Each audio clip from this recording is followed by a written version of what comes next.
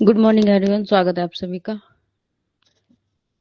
Entity की class में। आज हम पढ़ रहे हैं history and philosophy of pre primary education का चैप्टर 2। ये चैप्टर हमने अपनी लास्ट क्लास फ्राइडे को जो हुई थी उसमें पढ़ा था कि प्री प्राइमरी एजुकेशन जो है वो हमारे लिए क्यों इम्पोर्टेंट है, तो उस चैप्टर को हम डिस्कस कर रहे थे।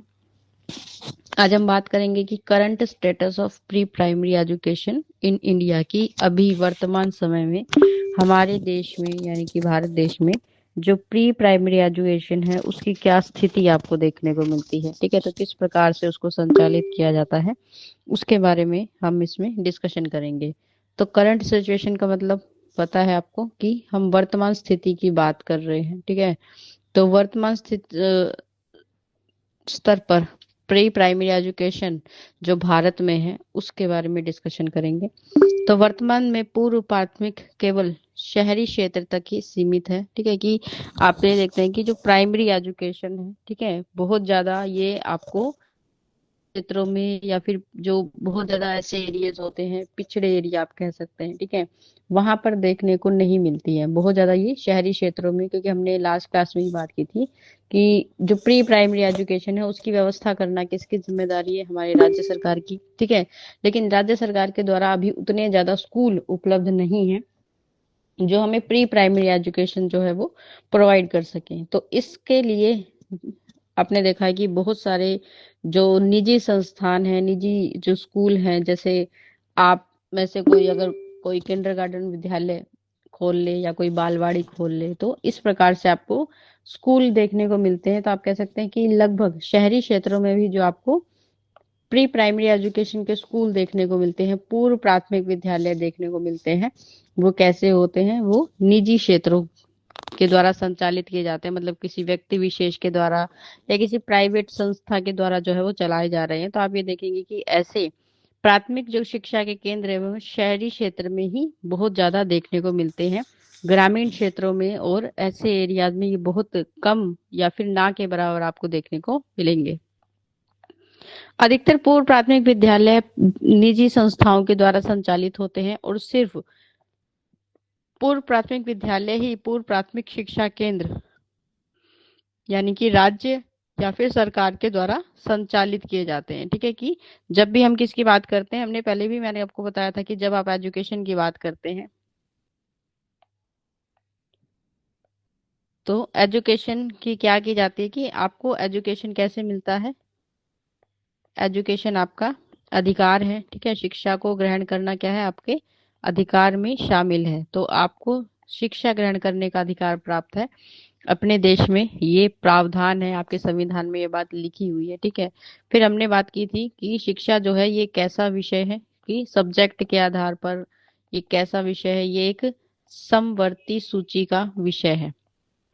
ठीक है, समवर्ती सूची के बारे में आपको ये पता होना चाहिए कि कुछ चीजें हमारे संविधान में ऐसी होती हैं, जैसे हर चीज पर क्या बनता है, एक नियम बनता है, कानून बनता है, और वो नियम और कानून बनाने का अधिकार किसको होता है, सरकार को होता है। लेकिन सरकार में भी आपको देखने को मिलेगा कि क्या होते हैं कि एक होती है हमारे पास केंद्र सरकार, ठीक है, दूसरी होती है क्या, हमारे पास राज्य सरकार। तो इस प्रकार से शक्तियां बटी हुई होती हैं। कुछ चीजों पर डिसीजन सिर्फ केंद्र सरकार लेती है, कुछ राज्य से संबंधित चीजें होंगी तो उस पर डिसीजन राज्य सरकार लेती है।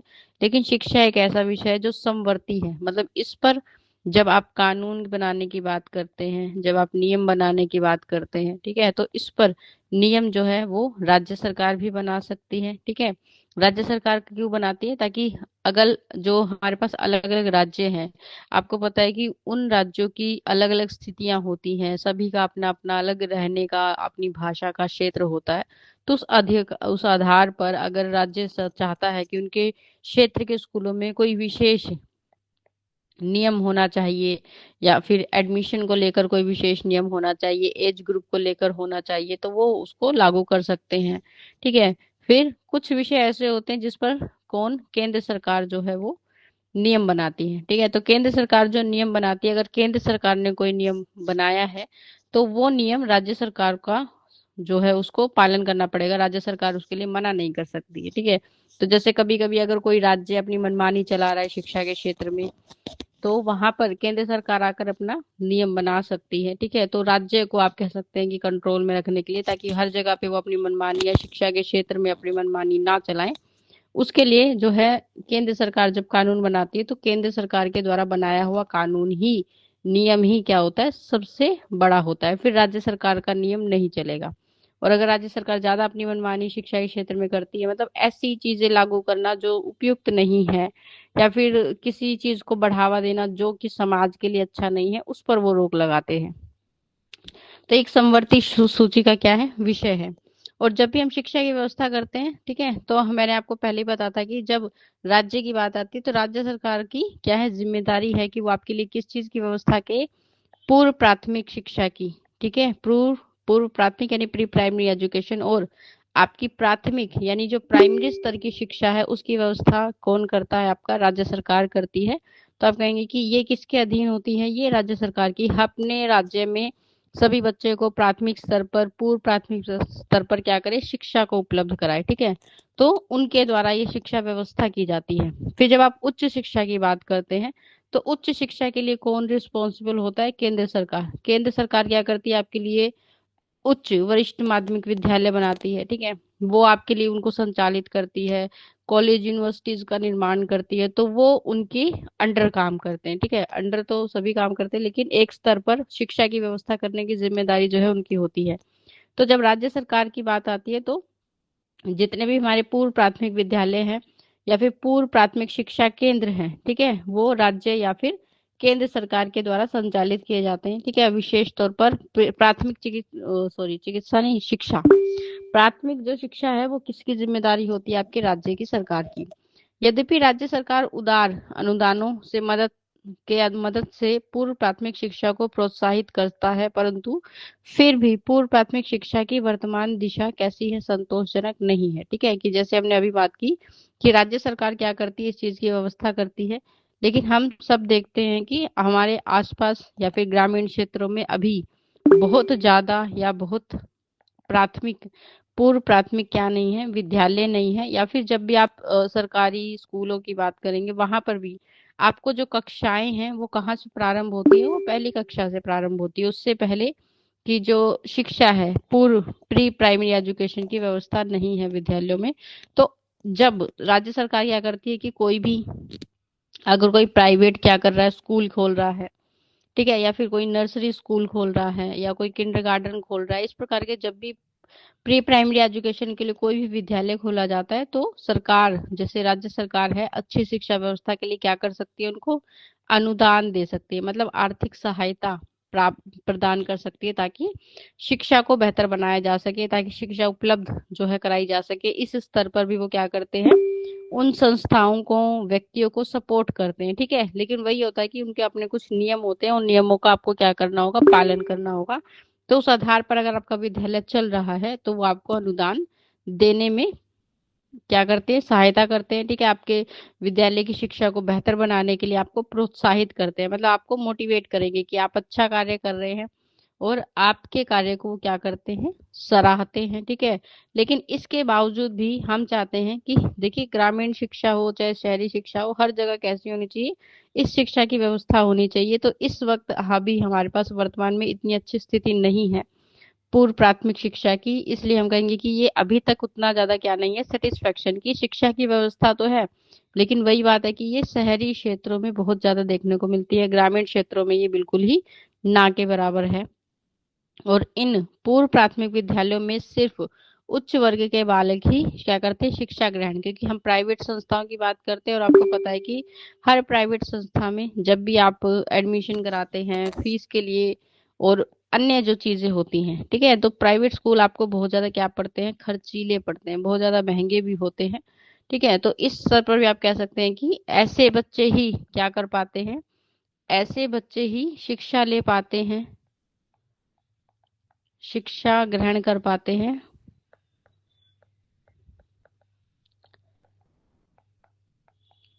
जो कैसे हैं, जो अच्छे परिवारों से, या फिर कह देंगे जो उच्च वर्ग से संबंधित हैं,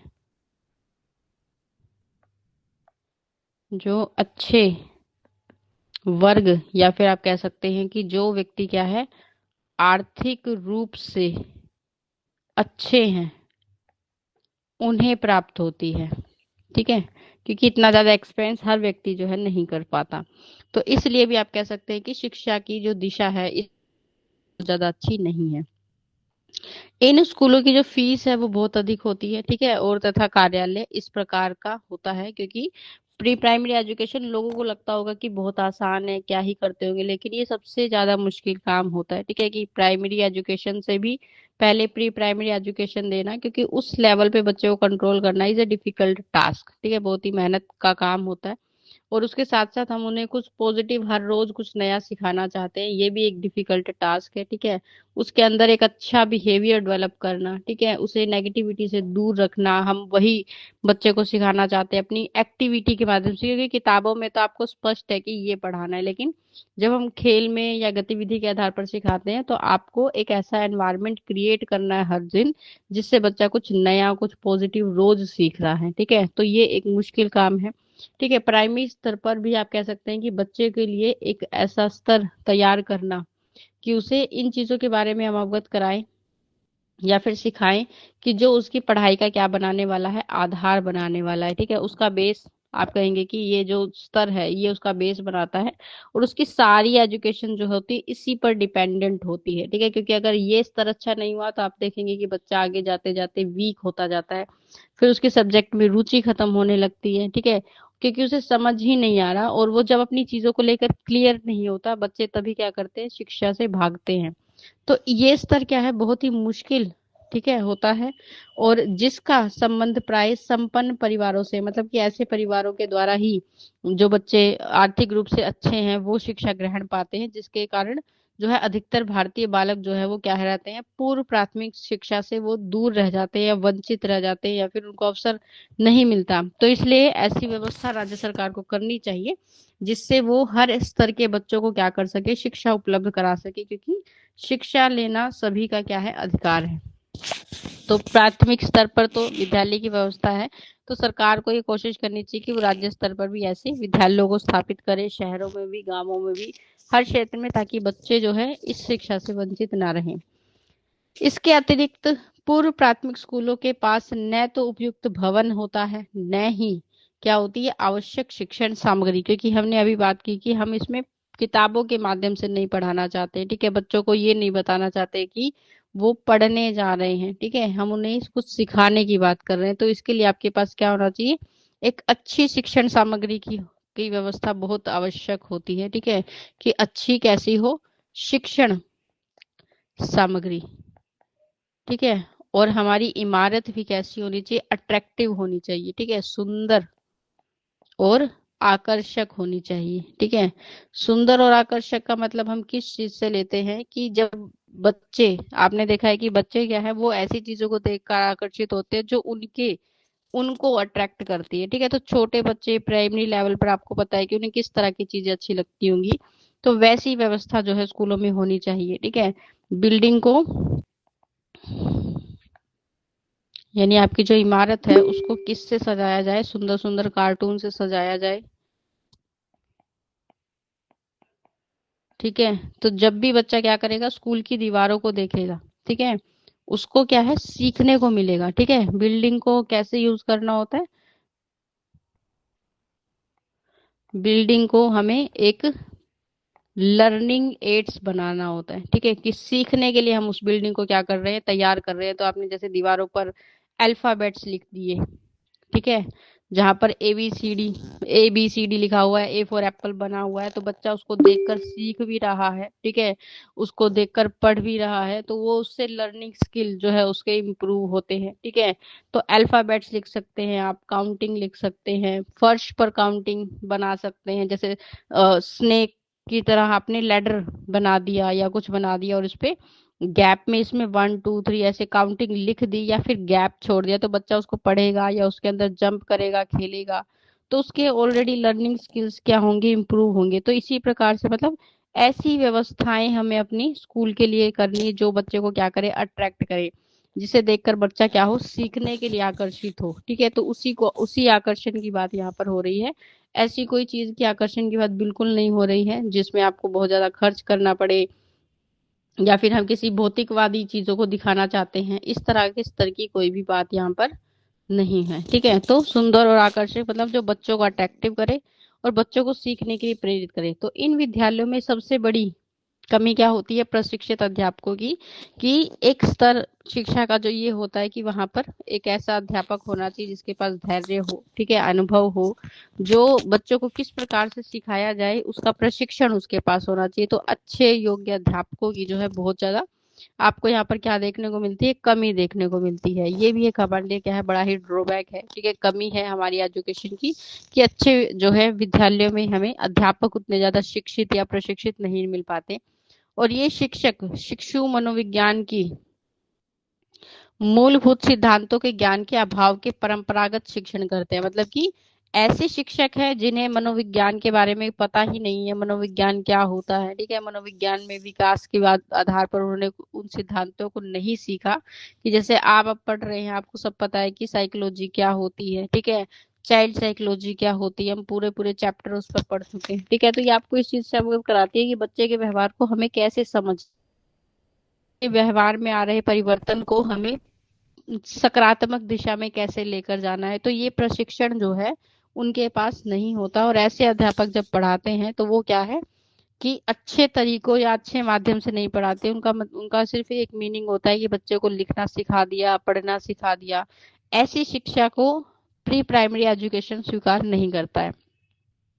तो क्या होता है कि अच्छे मेथड का अभाव है, ठीक है, हम अपने परंपरागत मतलब पीछे पुराने चले आ रहे तरीकों से क्या कर रहे हैं, बच्चों को पढ़ाने की कोशिश करते हैं, जो कि उपयुक्त नहीं है, जो शिशु के स्वाभाविक विकास में क्या डाल देता है, बाधा डाल देता है। क्योंकि अब आपको पता है कि बच्चे को सिखाने के लिए आपको कुछ नया स्तर जो है लेकर आना है, उसे खेल के माध्यम से सिखाना है, तो आपको स्वयं पहले उस चीज को क्या करना है, सीखना होता है। ठीक है, आपको अपने स्किल कौशल को विकसित करना होता है। और एक अच्छे अनुभव के साथ अगर आप पढ़ाते हैं या सीखने के बाद प्रशिक्षण लेने के बाद आप पढ़ाते हैं, तो आप बेहतर तरीके से आपको जो चीजें भी आती हैं, ठीक है, ऐसा नहीं है कि व्यक्ति को या फिर एक अध्यापक को अपने सब्जेक्ट का ज्ञान नहीं होता, सब्जेक्ट का ज्ञान होता है, लेकिन उसे प्रस्तुत कैसे किया जाए बच्चों के सामने, कि वो उसे सीखने के लिए प्रेरित हो, उसके अंदर उनकी रुचि उत्पन्न हो, उस विकास को हमें क्या करना है, विकसित करना है, उस कौशल को हमें उस व्यक्ति के अंदर विकसित करना है। तो ऐसे शिक्षक क्या करते हैं, एक बेहतर स्तर पर बच्चों को शिक्षा प्रदान कर पाते हैं, ठीक है, उनकी आवश्यकताओं का ध्यान रख पाते हैं, उनकी रुचि के अनुसार उनको सिखा पाते हैं। तो ऐसे शिक्षकों के अभाव के कारण भी हमारी जो प्राथमिक स्तर की शिक्षा है वो क्या होती है, बाधित होती है। यद्यपि पूर्व प्राथमिक विद्यालय खोलने के लिए बेसिक शिक्षा अधिकारी की आपको क्या लेनी होती है, अनुमति लेनी होती है। यानी कि जब भी, जैसे कि आप भी अगर अपनी शिक्षा के क्षेत्र में अपना योगदान देना चाहते हैं, आपने अपनी एजुकेशन कंप्लीट की, ठीक है, और आप अपना अपना खुद का एक स्कूल खोलना चाहते हैं, चाहे वो किंडरगार्टन हो, चाहे वो नर्सरी स्कूल हो, ठीक है, या फिर आप कोई प्राइमरी प्री प्राइमरी संस्था या एजुकेशन का स्कूल खोलना चाहते हैं, तो इसके लिए आपको क्या करना होगा कि आपको परमिशन लेनी पड़ती है। ठीक है, क्या लेनी होती है, आपको अनुमति लेनी होती है।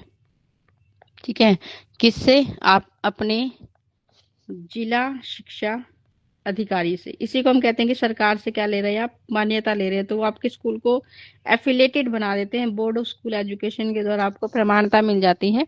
इसी को हम क्या कहते हैं कि बोर्ड के द्वारा क्या है, ये एफिलेटेड है। तो आपको अनुमति लेनी है बेसिक शिक्षा जिला अधिकारी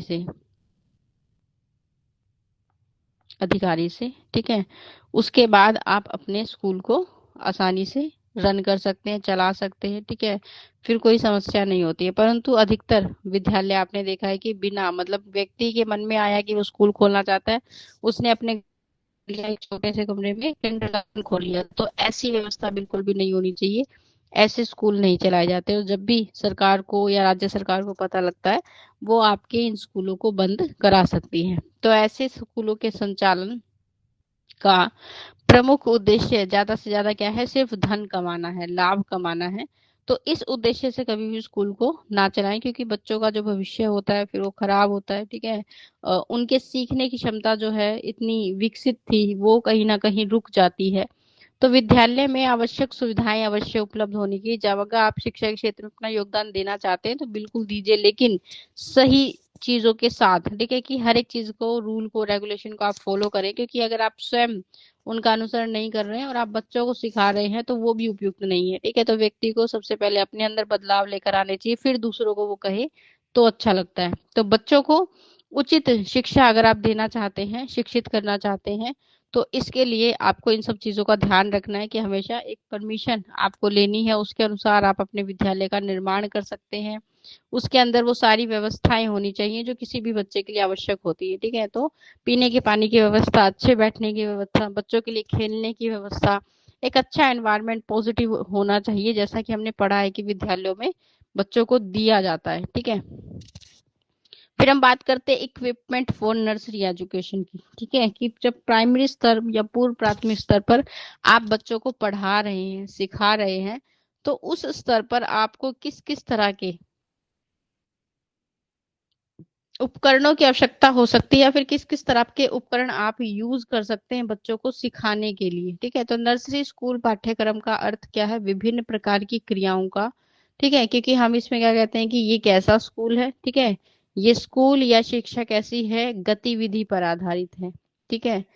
या फिर आप क्या कहते हैं, ये किस पर आधारित है? खेल पर आधारित है, ठीक है। तो जब प्लेवे मेथड या फिर आप एक्टिविटी बेस्ड या फिर अनुभव आधारित शिक्षा की बात करते हैं, तो आप सभी को पता है कि अनुभव आधारित शिक्षा, खेल शिक्षा या फिर गतिविधि एक्टिविटी के आधार पर दी हुई शिक्षा के लिए क्या चाहिए? आपको उपकरण चाहिए, ठीक है, कि आपके पास क्या होने चाहिए? थोड़े से एजुकेशन के इक्विपमेंट होने चाहिए जिनसे आप बच्चों को क्या कर सकेंगे? बेहतर तरीके से सिखा सकते हैं, ठीक है। तो जब भी आप व्यवहारिक शिक्षा की बात करते हैं, व्यवहार में परिवर्तन, तो वो परिवर्तन बच्चों को अनुभव के द्वारा बेहतर दिया जा सकता है, कि बच्चा स्वयं जब गतिविधि कर रहा है, तो इस स्तर पर परंपरागत विषयों के स्थान पर, मतलब कि हमें किसी पर्टिकुलर सब्जेक्ट को बच्चे को नहीं पढ़ाना है, ठीक है, हम उसे हिंदी, इंग्लिश, मैथ्स नहीं पढ़ा रहे हैं, हम उसे क्या देना चाहते हैं? व्यवहारिक ज्ञान देना चाहते हैं, और इसके लिए व्यवहारिक क्रियाएं, ठीक है, कि आप कहानियों के माध्यम से, ठीक है, गतिविधियों के माध्यम से बच्चों को क्या कर रहे हैं? व्यवहारिक ज्ञान देने का प्रयास कर रहे हैं, ठीक है। तो जैसे स्टोरी के माध्यम से आप उन्हें ये बता रहे हैं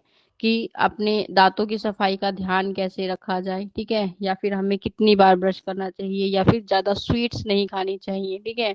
तो इस तरह की चीजें, या फिर डेली हैंड वॉश करना चाहिए, तो उसके लिए कोई एक्टिविटी प्लान करना जो बच्चों को ये दिखाए कि आपके हाथों पे जर्म्स होते हैं, ठीक है।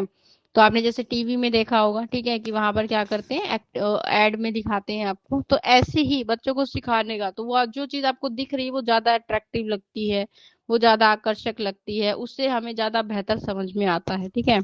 तो इसको हम व्यवहारिक ज्ञान कहते हैं। व्यवहार मतलब जो आपके व्यवहार में शामिल हो जाएगा, बच्चा क्या करेगा? इस बात को सीख जाएगा कि जब भी खाना खाना है उससे पहले उसे हाथ धोने हैं, रात को सोने जाना है उससे पहले उसे ब्रश करना है, सुबह उठना है तो कुछ भी खाने या पीने से पहले उसे अपने ब्रश को करना है, ताकि उसकी जो टीथ है वो स्ट्रांग बनेंगे, ठीक है, ग्रो करेंगे, और एक अच्छी स्माइल जो है उसे देंगे। तो व्यवहारिक क्रियाओं का क्या होता है? विशेष महत्व होता है इस एज स्टेज पर, ठीक है, कि इस एज पर हम बच्चों को क्या दे रहे हैं? व्यवहार का ज्ञान दे रहे हैं। वो व्यवहार का ज्ञान उनकी दिन की आदतों में क्या होने वाला है? शामिल हो रहा है, ठीक है। अतः बालक के भावनात्मक, मानसिक और भाषाई, सौंदर्यात्मक, रचनात्मक, सामाजिक और भौतिकी विकास के लिए इस प्रकार की सामग्री की आपको क्या पड़ती है? आवश्यकता पड़ती है। मतलब कि अगर बच्चे के अंदर आप किसी प्रकार की भाषा का विकास करना चाहते हैं, ठीक है, तो भी आप क्या कर सकते हैं? उपकरणों का इस्तेमाल कर सकते हैं। आप उन्हें कोई सुंदर या रचनात्मक या फिर कोई क्रिएटिविटी की चीज सिखाना चाहते हैं, ठीक है, कुछ रचनात्मक कार्य सिखाना चाहते हैं, तो उस रचनात्मक कार्य के लिए आपको किस प्रकार के उपकरण का इस्तेमाल करना चाहिए? जो कि हम पता है कि जब बच्चे कर रहे हैं तो बच्चों की स्किन बड़ी ही सॉफ्ट होती है, कोमल होती है, तो ऐसी चीजों का इस्तेमाल ना करें जो कैसी होती है? टॉक्सिक होती है, विषैली होती है। तो आपने देखा है बहुत सारे टॉयज ऐसे आते हैं जिन पर साफ इंस्ट्रक्शन लिखे होते हैं कि बच्चे इसे मुंह में ना रखें या ना रखने दें, ठीक है, क्योंकि वो ऐसे मटेरियल से बने होते हैं, इस प्रकार के चीजों का उसमें यूज होता है जो बच्चों के लिए अच्छे नहीं है, या फिर अगर आप मुंह में रख रहे हैं तो वो आपके लिए अच्छे नहीं है। तो हमेशा अगर आप खिलौने, टॉयज भी अपने विद्यालय में लेकर आ रहे हैं तो इन सभी बातों का ध्यान रखें कि वो किसी भी ऐसे मटेरियल या टॉक्सिक चीज से बने हुए ना हो जो बच्चों को क्या करे, नुकसान पहुंचाए। तो चाहे भावनात्मक विकास करना हो, मानसिक विकास करना हो, हर तरह की क्रिया के लिए आपके पास क्या होनी चाहिए, सामग्री होनी चाहिए। ठीक है, सामग्री की आवश्यकता है कि अगर आप उसकी मानसिक गतिविधियों पर फोकस करना चाहते हैं, ठीक है, आप उसे मान लीजिए मैथमेटिकल स्किल सिखाना चाहते हैं, ठीक है, गिनती सिखाना चाहते हैं, तो उसके लिए आप बॉल्स का इस्तेमाल कर सकते हैं, कलरफुल बॉल्स का इस्तेमाल कर सकते हैं। ठीक है, आप उसे जैसे एडिशन सिखाना चाहते हैं, जमा जोड़ घटा ये सब सिखाना चाहते हैं, तो भी आप क्या कर सकते हैं, बॉल का, बनानास का, इस प्रकार की चीजों का आप इस्तेमाल कर सकते हैं। तो ये हमारे लिए क्या बन जाते हैं, इक्विपमेंट बन जाते हैं। इसी को हम क्या कह देते हैं, उपकरण। तो इसी प्रकार के कुछ उपकरण हमें यहाँ बताए गए हैं जिनका आप क्या कर सकते हैं, इस्तेमाल कर सकते हैं। तो सबसे पहला उपकरण क्या है, चौक। सामान्य सबसे कॉमन चीज जो है वो आपको देखने को मिलती है। ठीक है, तो अगर आप बच्चे को क्या सिखा रहे हैं, भाषा सिखा रहे हैं, ठीक है, आप उसे क्या करा रहे हैं, आप उसे वर्णों का ज्ञान कराना चाहते हैं, ठीक है, या वर्णों के बारे में इन्हें सिखाना चाहते हैं, तो बच्चों को रंगीन चौक के द्वारा, ठीक है, अट्रैक्टिव लगते हैं, ठीक है, या फिर किसी प्रकार की कलम या पेंसिल का या फिर स्याही का आप क्या कर सकते हैं, इस्तेमाल कर सकते हैं। ठीक है, और उससे सुंदर बड़े आकार के शब्दों को आप क्या लिखते हैं, बोर्ड पर लिखते हैं। उस शब्द से जो चीज बनती है, जैसे आप मान लीजिए बच्चे को ए सिखा रहे हैं, तो इससे जो भी चीज बनती है वो आप ड्रॉ कर सकते हैं साथ के साथ, ताकि बच्चे को जो है इसके प्रति क्या हो, ज्ञान हो, ये कैसा दिखता है, वैसे ही कलर्स आप उसमें फिल कर सकते हैं। तो इस प्रकार से किसी भी प्रकार की ऐसी चीज का इस्तेमाल करना जो बच्चे के अंदर भाषा कौशल को विकसित करना चाहती है, तो आप चौक का इस्तेमाल कर सकते हैं। आप अगर उन्हें ड्राइंग बनाना सिखाना चाहते हैं, या फिर क्या करना चाहते हैं कि उन्हें आकृति बनाना सिखाना चाहते हैं, ठीक है, आकृति मतलब कोई भी शेप, ठीक है, चाहे आप उसे सर्कल सिखा रहे हैं, चाहे आप उसे स्क्वायर सिखा रहे हैं, तो वो बनाकर उसके अंदर कलर फिल करने के लिए भी आप क्या कर सकते हैं, रंगीन चौक का इस्तेमाल कर सकते हैं। तो चमकीले रंगों के बड़े बड़े चौक आप ले सकते हैं, पेस्टल पेंसिल का इस्तेमाल आप कर सकते हैं। तो बच्चों को ठीक से करनी नहीं आती, लेकिन आप उन्हें बताने के लिए, पढ़ाने के लिए खुद स्वयं कर सकते हैं। बड़े बच्चे प्राय कलम और स्याही का इस्तेमाल करते हैं, ठीक है, उनको पसंद भी होते हैं। तो बच्चों को जितनी अलग तरह की चीजें देखेंगे आप, कि जितनी ज्यादा आप चीजों का इस्तेमाल करते हैं, वो क्लास उतनी ही ज्यादा इंटरेस्टिंग बच्चों को लगने लगती है। ठीक है, तो आप किसी प्रकार के चौक का, किसी प्रकार की ऐसी चीज का इस्तेमाल कर सकते हैं जो बच्चों को क्या करती है, अट्रैक्ट करती है। ठीक है, जो आपको लगता है कि इस चीज का ज्ञान देने के लिए उन्हें उपयुक्त है, तो आप चौक का या रंग कलर्ड जो चौक होते हैं उनका यूज कर सकते हैं। दूसरा जो आपके पास इक्विपमेंट है, चित्रकारी का सामान। ठीक है, तो जैसे आप सभी को पता है बच्चों को पेंटिंग करना, ठीक है, रंग भरना जो है हर बच्चे को बहुत पसंद है। तो पेंटिंग कलर्स का इस्तेमाल करने के लिए क्या करना, उन्हें चित्रकारी सिखाने के लिए, ठीक है, रंगों का इस्तेमाल कर सकते हैं। तो विभिन्न प्रकार के, देखिए आपने चित्रकारी के लिए विभिन्न प्रकार के रंग, जैसे सिंदूरी, पीला, लाखा, ठीक है, हरा, ये कलर आप जो है वो इस्तेमाल कर सकते हैं। और इन्हें आप देखिए कि नेचुरल तरीके से भी बनाए जा सकते हैं ये कलर। ठीक है, कि अगर आप केमिकल्स वाले या फिर ऐसे कलर यूज नहीं कर सकते, तो जो नेचुरल कलर्स हैं, जैसे अगर आप पीला रंग इस्तेमाल कर रहे हैं, तो हल्दी से आपने उसे बनाया, ठीक है, बच्चों को किसी प्रकार का हार्म नहीं होता।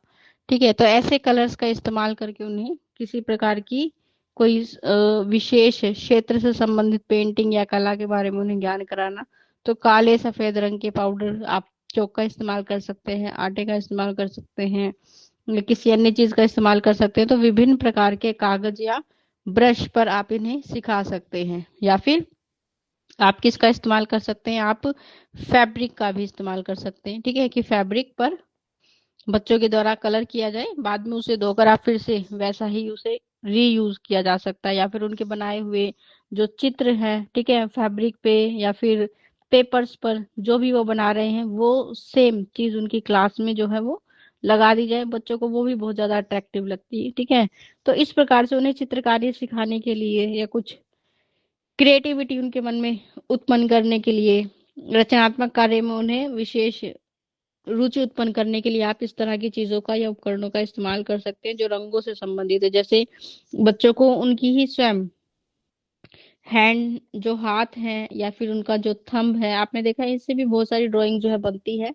तो उसके इम्प्रेशन के द्वारा, मतलब उनको ड्राइंग पर, उनके हाथों पर कलर लगाकर आप ड्राइंग पर उसका पेस्ट करवाते हैं, तो उनके जो इम्प्रेशन होते हैं उनसे भी अलग अलग तरह की आप क्या बना सकते हैं, चित्रकारी बना सकते हैं, जो भी बच्चों को काफी इंटरेस्टिंग लगती है।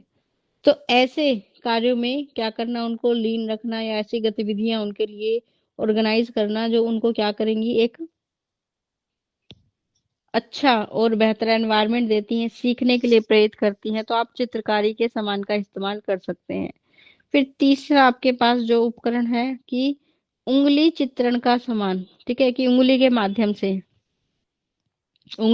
से मतलब है कि आप अपने हाथों के द्वारा क्या कर रहे हैं, किसी प्रकार की चीज, जैसे मान लीजिए फेविकोल आपने शीट पर लगा लिया, कोई आकृति बना ली, अब आप उस पर कोई भी चीज को ऊपर से ड्राई स्प्रेड करें, जैसे रेत स्प्रेड कर सकते हैं, स्पार्कल स्प्रेड कर सकते हैं आप उसके ऊपर, ठीक है, या फिर उसके ऊपर कोई अन्य चीज आपने क्या डाल दी जिससे वो क्या है उस पर चिपक गया, और वैसी ही आकृति जो है वो बन जाती है।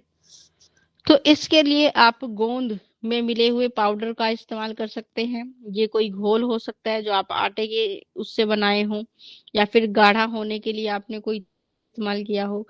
नए सीखने वाले कागज के बड़े तख्ते, ठीक है, या बहुत छोटे बच्चों के लिए जो अपनी चित्रकला की चीजें सुरक्षित नहीं रख पाते, आप उनके लिए ऑयल क्लॉथ, ताकि उसे धोकर वो फिर से इस्तेमाल कर सके, ठीक है, कि आप इस प्रकार की आकृति को बनाने के लिए, ठीक है, किसी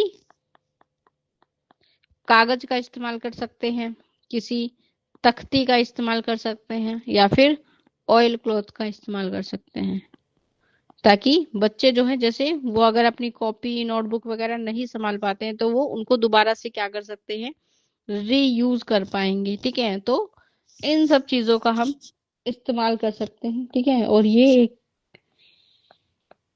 उंगली के द्वारा बनाई गई चित्रकला के लिए,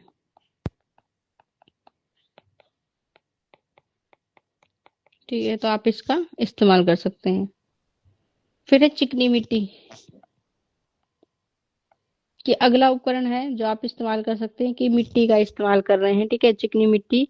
तो चिकनी मिट्टी प्लास्टिसीन के मुकाबले बहुत बेहतर होता है, मतलब प्लास्टिक के जो चीजें आती है या फिर कुछ आपने देखा है कि ऐसी मोल्डिंग क्ले आती हैं, ठीक है, जिनसे आप कुछ भी शेप बना सकते हैं, कोई आकृति बना सकते हैं, अलग अलग रंगों की होती हैं, उनसे कोई भी चीज बना सकते हैं। तो उनके, अगर आप उस चीज का इस्तेमाल नहीं करना चाहते, क्योंकि कोई भी चीज आप मार्केट से लेने जाओगे वो बहुत ज्यादा कॉस्टली भी होती है, और वो कुछ ही टाइम आप यूज कर सकते हैं उसको, दोबारा बार बार आप इतना इस्तेमाल उसका नहीं कर सकते। तो इसके लिए आप चिकनी मिट्टी का इस्तेमाल कर सकते हैं, जिससे बच्चों को कोई नुकसान भी नहीं होता, हार्मफुल भी नहीं होती। और इससे आप क्या कर सकते हैं, इसको आप तैयार कर सकते हैं, ठीक है, कि आप चिकनी मिट्टी जब लाते हैं तो उसके बड़े बड़े टुकड़े आपको मिलते हैं, उनको आप क्या करें, अच्छी बारीक तरीके से आप उसे पीस के क्या कर सकते हैं, उनको छोटा छोटा या फिर तोड़कर अपने डब्बों में रख सकते हैं, और फिर जब भी आपको इस्तेमाल करना है आप उसको भिगाकर, ठीक है, बच्चों को सिखाने के लिए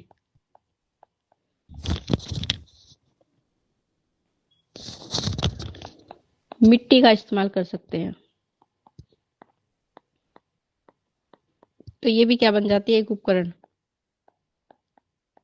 उनके स्वास्थ्य के लिए भी अच्छी होती है, ठीक है।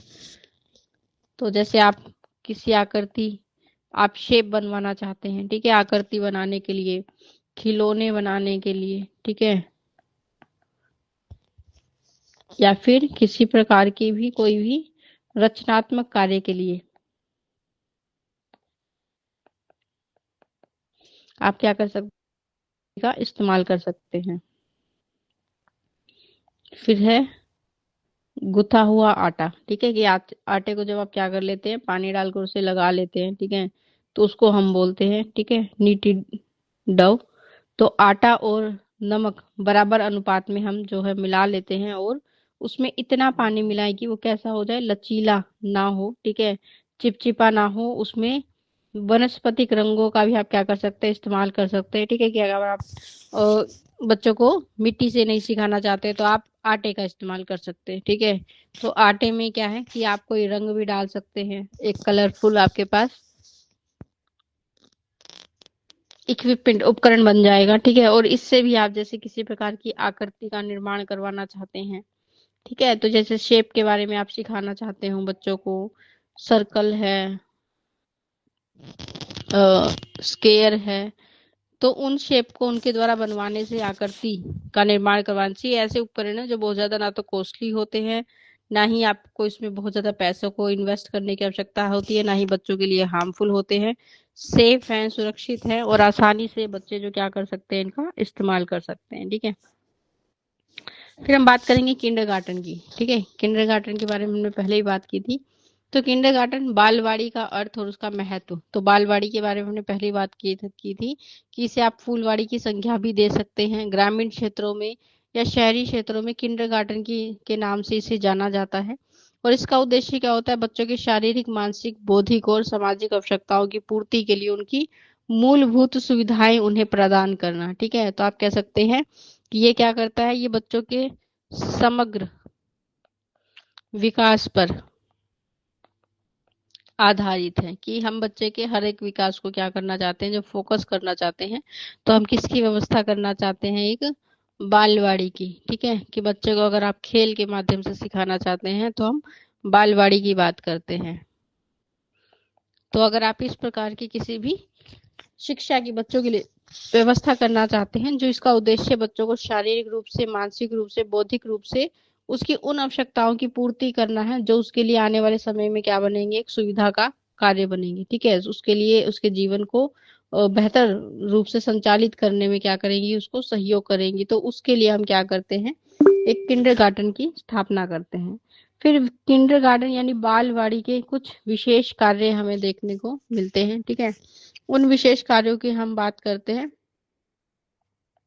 कि बालवाड़ी जो है वो क्या क्या कर सकती है हमारे लिए।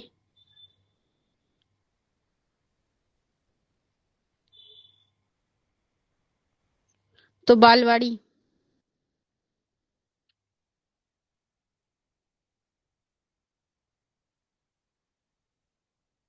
के विशेष कार्य, बालक के शारीरिक विकास निम्न साधनों के द्वारा सहायता करना, मतलब बच्चों के विकास में क्या करती है, सहयोग करती है। ठीक है, तो बच्चों के शरीर से, उसके स्वास्थ्य से संबंधित जो बातें हैं उनके बारे में उन्हें अवगत कराना, उनके स्वास्थ्य का ध्यान रखना बालवाड़ी का क्या है, विशेष केंद्र है। तो अगर आप बच्चों को पोषण के बारे में, ठीक है, फ्रूट्स खाना सिखा रहे हैं, बच्चों को वेजिटेबल्स की विशेषताओं के बारे में सिखा रहे हैं, या उन्हें ये खाने के लिए प्रेरित कर रहे हैं, तो ये सब क्या कर रहा है, उनके शरीर के विकास को प्रोत्साहित करता है।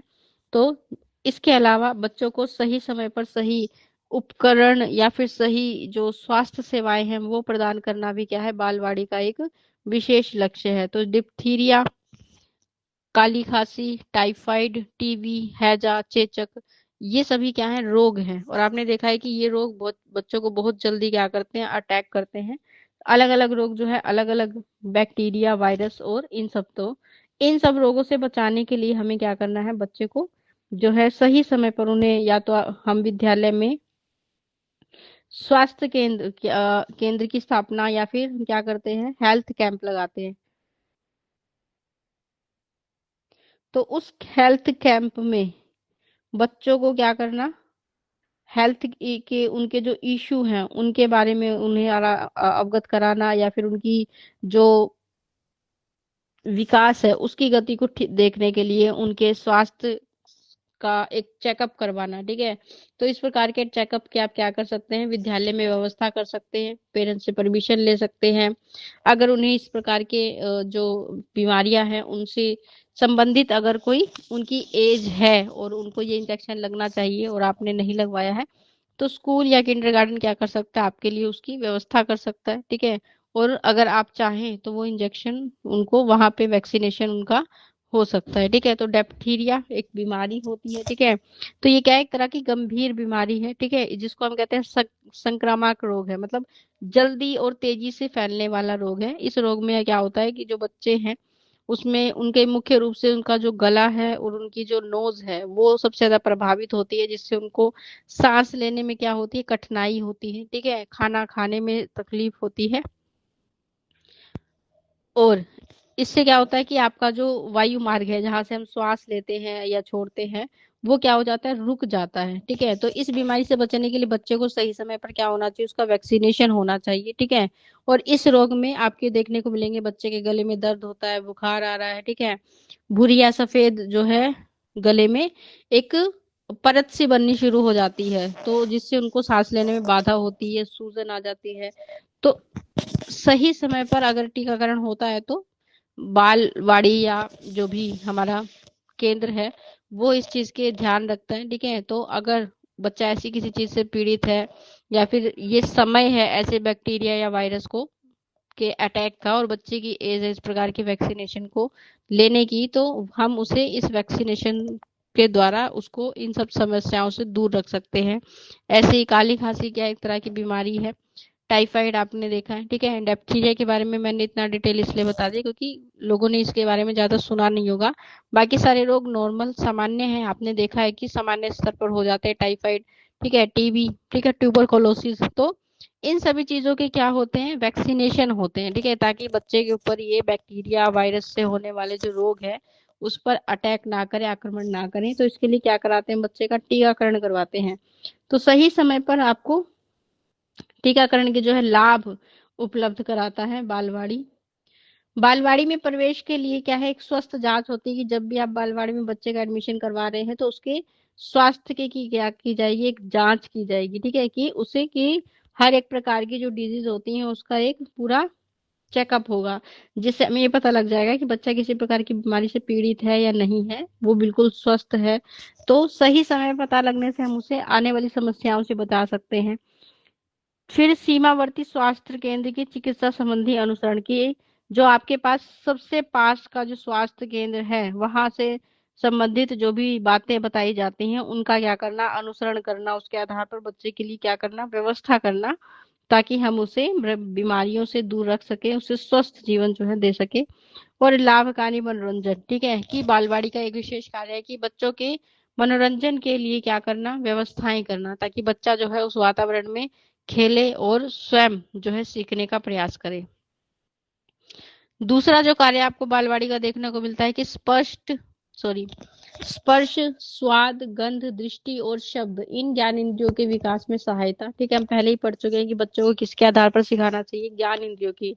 हमने मॉन्टेसरी स्कूल के बारे में पढ़ा था, जब हमने पढ़ा था कि बच्चों को ज्ञान इंद्रियों के माध्यम से सिखाने का प्रयास करना चाहिए, तो इससे वो तेजी से सीखते हैं। तो आप उन्हें अलग अलग तरह के टच के बारे में उनको बताना, ठीक है, उनको टेस्ट के बारे में अवगत कराना, जैसे खट्टा क्या होता है। ठीक है, बहुत सारे टेस्ट आपने सुने हैं। ठीक है, तो नॉर्मली एक अध्यापक होने के नाते आपको ही बताना चाहिए कि टेस्ट सिर्फ 4 प्रकार के होते हैं, उसके अलावा कोई भी स्वाद नहीं होता। तो इतने सारे स्वाद जो आपको देखने को मिलते हैं, ये सब ये हमारे अपने विचार हैं। ठीक है, तो टेस्ट कितने प्रकार के होते हैं, टेस्ट वर्ड कहाँ होते हैं, इन सब चीजों के बारे में। ठीक है, अलग अलग तरह की स्मेल, तो जैसे आपने देखा है कि गंध जो होती है वो भी 2 प्रकार की होती है, तो बच्चों को उस चीज के बारे में भी अवगत कराना कि स्मेल और फ्रेग्रेंस में क्या अंतर होता है। ठीक है, कि सुगंध अलग चीज होती है और दुर्गंध अलग चीज होती है, तो दोनों के बीच में, तो हम दोनों ही चीजों को एक ही चीज की तरह बोलते हैं, उसका प्रोनाउंसिएशन करते हैं।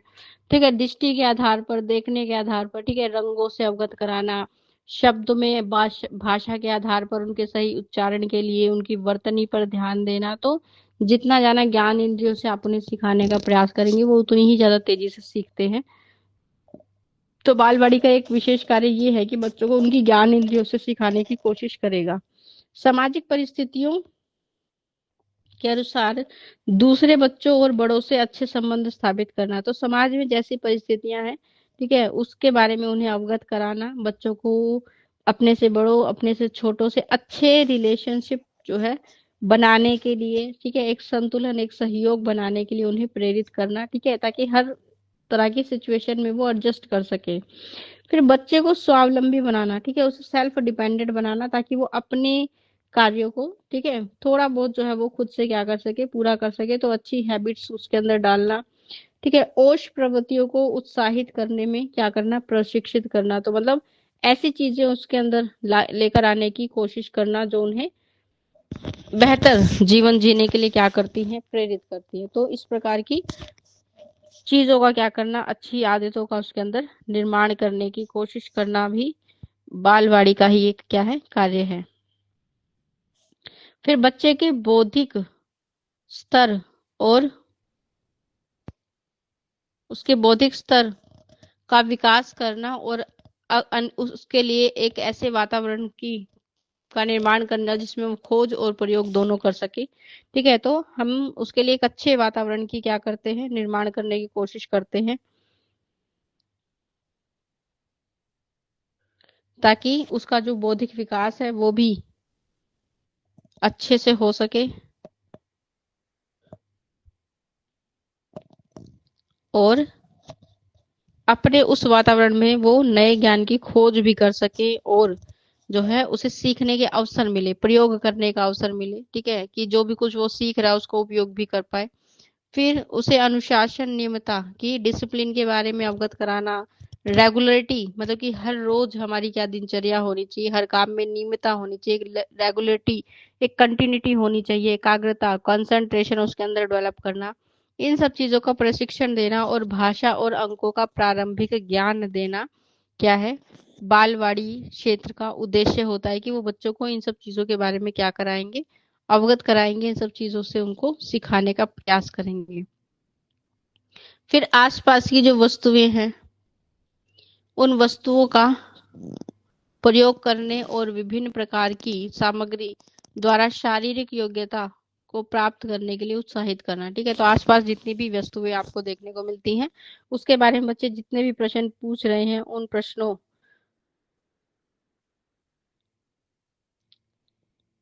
उन प्रश्नों के सही उत्तर देकर उन्हें सीखने के लिए प्रोत्साहित करना, उन्हें रोकना टोकना नहीं। तो इस प्रकार की जो है वातावरण उनके लिए बनाई जाए ताकि वो सीखने के लिए प्रेरित हो, नई नई चीजों को सीखें, तो शारीरिक योग्यता का उनका क्या कर सके, हम निर्माण कर सके। ठीक है, तो इस प्रकार से उनके लिए ऐसे वातावरण को क्रिएट करना जो उनको विभिन्न प्रकार की शारीरिक एक्टिविटी करने का भी अवसर मिले। ठीक है, कि वो मानसिक एक्टिविटी भी तो कर रहे हैं लेकिन उसके साथ शारीरिक गतिविधि में भी वो क्या कर रहे हैं, भाग ले रहे हैं।